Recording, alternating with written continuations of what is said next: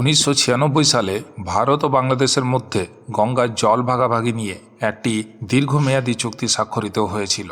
এই চুক্তি অনুযায়ী প্রতি বছর জানুয়ারি থেকে 31শে মে পর্যন্ত শুকনো মরশুমে ফারাক্কা ব্যারাজ থেকে দুই দেশের মধ্যে জল বন্টনের রূপরেখা নির্ধারিত হয়। 30 বছরের মেয়াদ পূর্ণ করে 2026 সালে এই চুক্তির মেয়াদ শেষ হচ্ছে।